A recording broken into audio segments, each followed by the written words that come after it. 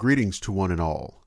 You are most assuredly welcome, although I am obliged to remind you that forewarned is forearmed. Take special care, for tonight I offer up a trio of vampiric escapades, each custom designed to guarantee nightmares. Our first installment was crafted specifically to remind you that the undead cannot enter unless invited. And so, my friends, the Nightfall radio show will begin with The Guest. I have no desire to stain these immaculate minds with blood, although I confess it is tempting. I do not wish to believe that I am dead. My name is of no importance, although for them, I am not dead. They dream of me and maintain me, neither alive nor deceased, in the profound dense gloom of the imagination of fear. They dream of me, always in the same obscure surroundings, always repeating the same scene which makes them so vulnerable before their psychosis, before the irresistible terror of their nightmares. I draw closer silently and breathe upon their necks. I sense the sweat which drips from their skin whilst they asleep turn their heads. My claws slip over their faces and grip their foreheads. They scream in their cruel dream, and I whisper to them with my frozen breath. My fangs enter their soft flesh, and I bite slowly so as to feel the pain which emanates from their inner self as I suckle the red blood which flows and bubbles as they are forced to observe their own demise. The moment arrives. I have to leave. They will awake screaming. I disappear in the gloom of dark fog. They know where I am. They know I will come again. They preserve me in their memory.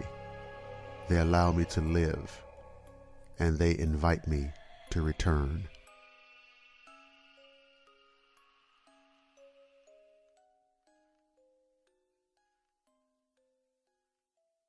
Our next installment is somewhat reminiscent of Theseus wandering through the maze. In this instance, however, the wanderers are victims, not of the dreaded Minotaur, but of bloodthirsty vampires. And their situation is in fact the title of our next story, The Infernal Labyrinth. The mirrors of hell reflect no fire.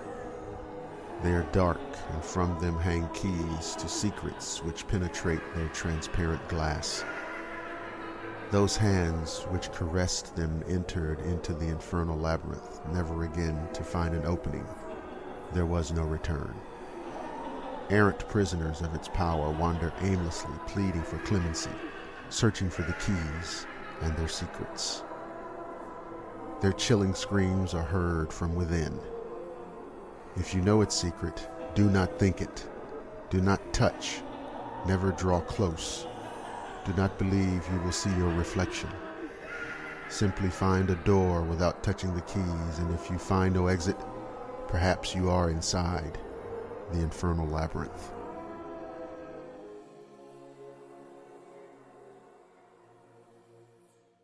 Our final entry this evening is a brief foray into the ageless existence of the vampire, and with that existence, the long, dark road of death and terror experienced by its prey.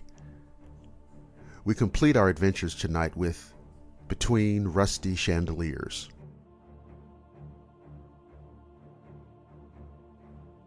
Between rusty candelabras, the flames survive the icy cold of winter. My old gloves let me see my skin wrinkled by the years. In this place, nothing grows, nor even the feelings find heat. I walk through the endless corridors of pain, and I open the doors, looking for wax to ignite. Each time the hallway is narrower. I do not want to feel trapped. I enter a room abruptly, holding the heavy candelabra and barely without light. There are people I have not invited. They are sitting at my round table, burning the little wax left in this house. I am very angry. Suddenly they feel cold, and that woman starts to ask me, "Who am I? Do you live here?" I do not answer. I do not know them. I want to leave, and they do not leave me. They hold hands with each other. Try to open the window. I cannot. I go to the door and hit her. I do not know why they scream. I just want to march. I approach you indignantly. I say, go away. I do not like that they are in my house. Who are they? They do not listen to me, and they continue asking.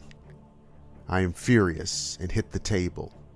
I throw a table with letters and a glass.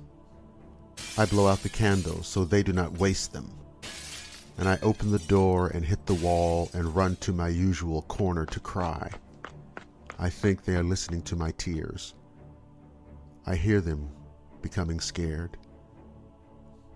They close my house and I feel relieved. Crying made me remember old times, that wonderful year, 1899. And I turn on my jukebox, dancing to the beat of my favorite song. Hello, my baby, as the candles smoke among rusty chandeliers. And that concludes another excursion into the darkness on the Nightfall radio show.